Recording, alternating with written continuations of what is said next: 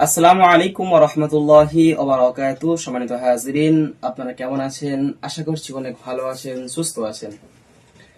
আজ আপনাদের সম্মুখে চেহেল কাফ দিয়ে কিভাবে শরীর বন্দনা করবেন এটা ইনশাআল্লাহ আপনাদেরকে শেখাবো। আপনারা সকলেই কম বেশি এর আগে ভিডিওতে দেখেছেন যে চেহেল কাফ সম্বন্ধে আমরা কয়েকটি এপিসোড আলোচনা করেছি এবং সামনে ইনশাআল্লাহ অনেকগুলো এপিসোড আলোচনা করব। আজ 5 নম্বর পর্ব চেহেল কাফ সম্পর্কে।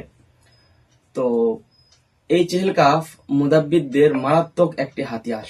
এটা আমি প্রত্যেক ক্ষেত্রেই বলে আসছি। চেহেল কাফ যেটা 40টা কাফ বিশিষ্ট একটি রুবাই আজিমত বলতে পারেন।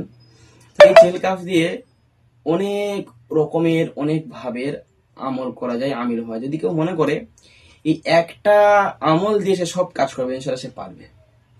যদি সে আমাদের এই যে আমরা অনেকগুলো যে পর্ব করবো ইনশাল্লাহ, এগুলো সে যদি প্রত্যেকটা ভিডিও দেখতে পারে এবং প্রত্যেকটা আমল যদি সে আমাদের সিস্টেমে করতে পারে ইনশাল্লাহ, সে মুদাব্বির জগতে হাফ কাজ করে ফেলতে পারবে। বুঝেছেন হযরত?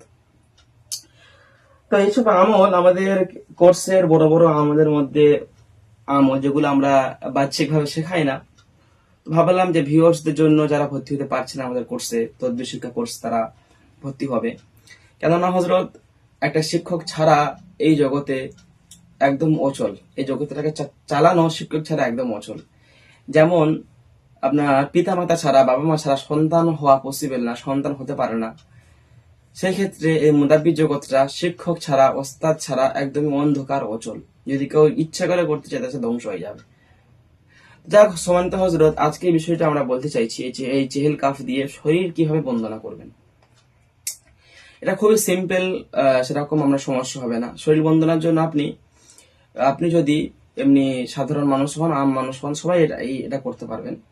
আপনি এই চেহেল কাফটা আউযুবিল্লাহ বিসমিল্লাহ সহিত আপনি 7 বার পড়বেন। 7 বার পড়ার পর আপনি এই চেহেল কাফটা 7 বার পরে বুকের মধ্যে আপনি একটু ফু দেবেন। আপনার যে বুক আছে, বুকের মধ্যে আপনি 3টে জোরে জোরে ফু দেবেন এবং নিয়ত করবেন, ইয়া রব্বি আল্লাহ, আমার শরীরটাকে আমি পরিপূর্ণ আকারে বন্ধ করে ফেললাম, যেন পৃথিবীর কোনো জিন্নাত, কোনো জাদু শক্তি কাছে না আসতে পারে। এরকম যদি নিয়ত করে ফেলবেন, ইনশাআল্লাহ মুওয়াক্কিলগণদেরকে আপনি হুকুম লাগাতে পারেন।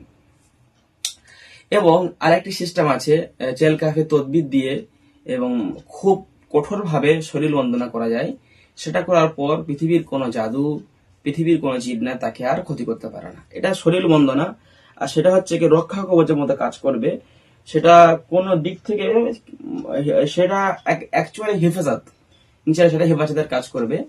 ওই মুআক্কিলগণ ইনশাআল্লাহ আপনার পিছনে লেগে থাকবে, খাদেম হয়ে থাকবে ইনশাআল্লাহ। তো ইনশাআল্লাহ পরবর্তীতে আমরা ওই সংক্রান্ত বিষয়টা আলোচনা করব, যেটা আপনার চেহেল কাফে তদবিরের বিষয়টা আলোচনা করব। তো আজকে যে আমলটা দিলাম, এই আমলটা ইনশাআল্লাহ আপনারা এটাকে কাজে লাগাবেন এবং আপনার শরীরটাকে এইভাবে বন্দনা করে ফেলবেন ইনশাআল্লাহ। এবং এই চেহেল কাফ সম্পর্কে আরো বড় বড় আমল ইনশাআল্লাহ সামনে আসতে চলেছে।